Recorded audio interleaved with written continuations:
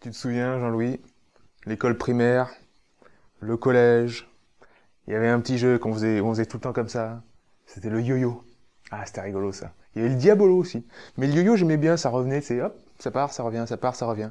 Comme le poids des gens de nos jours. Ils grossissent, ils mincissent, ils grossissent, ils mincissent. Et voilà, ça donnait l'effet yo-yo.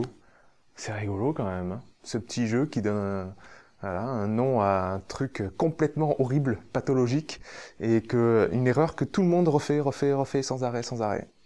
Un nombre incalculable de fois dans sa vie, et en plus, les autres font cette erreur, et on la fait aussi nous-mêmes. Bref, on n'apprend pas de nos erreurs, ce qui est assez terrible. Aujourd'hui, avec Jean-Louis, on va essayer de démystifier tout ça, et de vous dire pourquoi les régimes, ça marche pas, et ça entraîne cet effet yo-yo, alors qu'on a un outil fabuleux maintenant qui est le jeûne intermittent.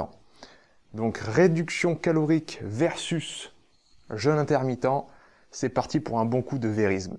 Allez, générique.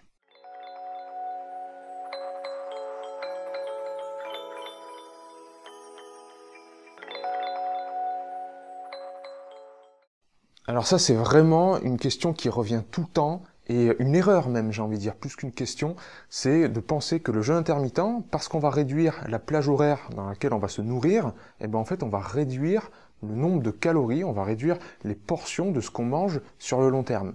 Pas du tout. C'est tout le contraire. Le jeûne intermittent, ce n'est pas un régime, ce n'est pas une diète, c'est un outil de quand manger, mais pas combien manger. Et l'erreur que font les gens, c'est justement réduire la portion de ce qu'ils mangent. Ils se disent, je veux mincir, donc je vais manger moins.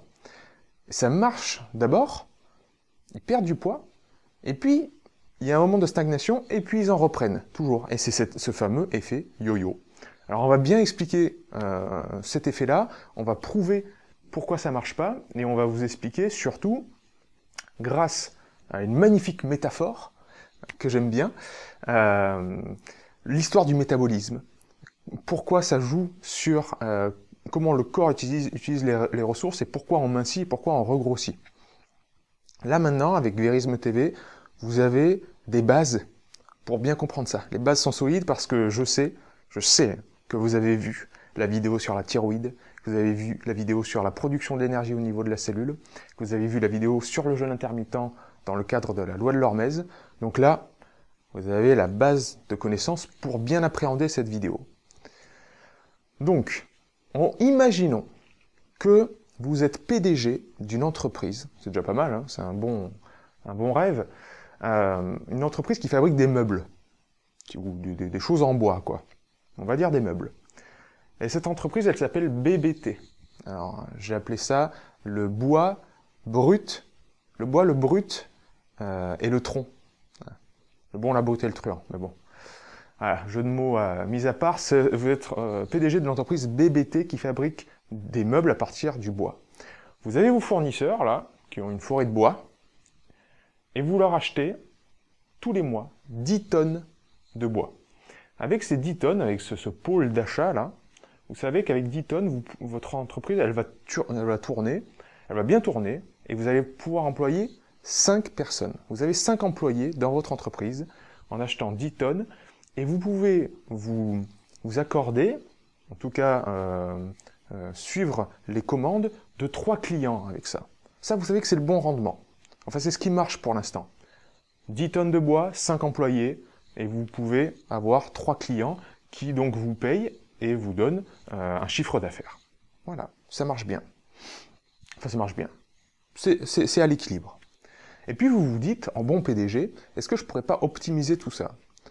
Pour avoir plus de sous, plus de chiffre d'affaires, est-ce que le pôle d'achat, je pourrais pas le diminuer? Donc c'est avoir moins de matières premières. Comme ça, les achats, les sorties d'argent diminuent, et donc l'argent à la fin du mois augmente. Eh bien vous essayez, vous passez à 8 tonnes. Donc on diminue les apports de bois.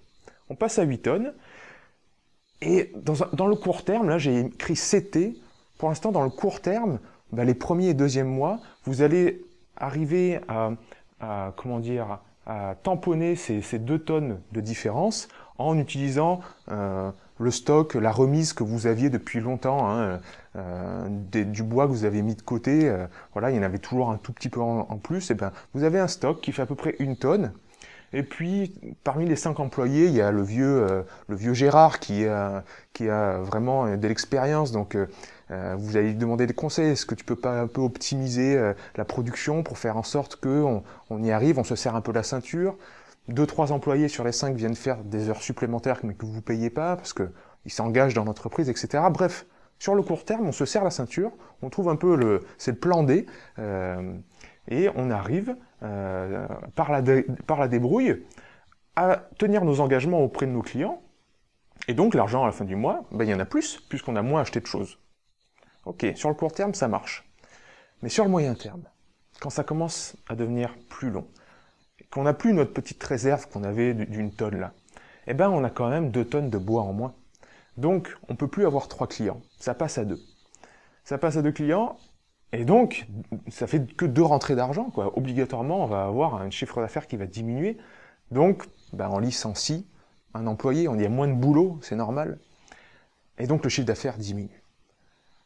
Sur le long terme, on se dit, mince alors, le chiffre d'affaires diminue, il faut qu'on... C'était une mauvaise idée de couper les vivres, c'était une mauvaise idée de réduire notre approvisionnement, on augmente, on passe à 12. Mais le problème, c'est que vous avez toujours 2 clients. Et vous avez que 4 employés maintenant. Donc, vous allez arriver peut-être à produire l'équivalent en meubles de 8 tonnes, mais il va rester 4 tonnes de stock. Donc vous allez stocker le bois. En attendant de trouver des nouveaux clients, de faire de nouveaux démarchages, eh ben, il va y avoir beaucoup de stock. Et beaucoup de stock, ça veut dire gestion des stocks, qui coûte aussi des sous. Hein. Stocker des choses, ça coûte des sous à l'entreprise. Et ben, ça va faire qu'il y aura encore moins d'argent à la fin du mois. Vous allez donc faire des stocks. Au niveau du corps, c'est exactement la même chose. Pareil. Là, j'ai écrit les achats, c'est l'alimentation en quantité et en qualité de ce que vous... Donc, c'est ce que vous mangez. Si vous réduisez l'alimentation, dans un court terme, ça marche. Vous perdez du poids. Mais à moyen terme, le corps, il se dit, merde alors, j'ai plus assez, on nous coupe les vivres. Donc je dois réduire le métabolisme, je dois réduire la cadence de l'entreprise. Donc je licencie un employé. Hein, je vais moins vite, on ralentit la cadence, on fait moins de meubles.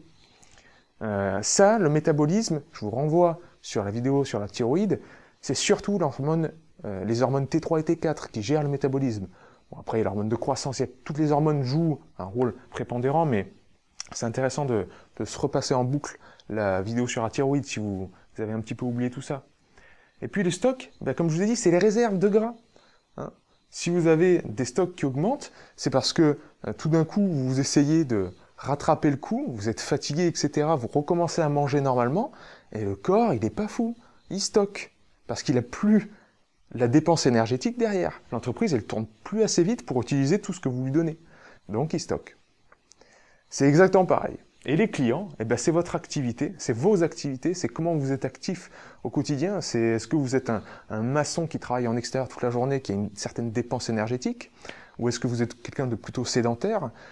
Donc tout ça, évidemment, c'est à adapter à chacun. Hein. Il y en a peut-être qui fabriquent pas des meubles, ils fabriquent d'autres choses, mais voilà, c'est comme ça que ça marche. Et c'est pour ça qu'on a ces effets yo-yo. Alors que le jeûne intermittent, c'est pas du tout ça.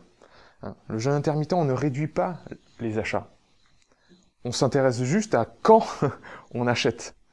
Et ça change tout, la physiologie, et on a des réponses vraiment au niveau hormonal qui nous permettent d'avoir la perte de gras sur le long terme et la prise de masse musculaire, ou en tout cas le maintien de la masse musculaire. Voilà, vous avez compris pourquoi les régimes, les coupes caloriques, ça peut marcher sur le court terme, mais ça ne marche pas sur le long terme. Et si vous faites ça plusieurs fois dans votre vie, vous risquez vraiment de perturber l'équilibre hormonal et l'équilibre même physiologique entier de votre corps. Bon, on a fini avec les coupes de sapin. J'espère que cette vidéo a été claire, a été rapide, mais au moins on a tordu le cou à une idée reçue, et ça vous invite sûrement à aller approfondir le jeûne intermittent et notre fameuse loi de l'hormèse. Merci mon Jean-Louis, à bientôt les véristes, et n'oubliez pas que la vérité, elle est déjà en vous.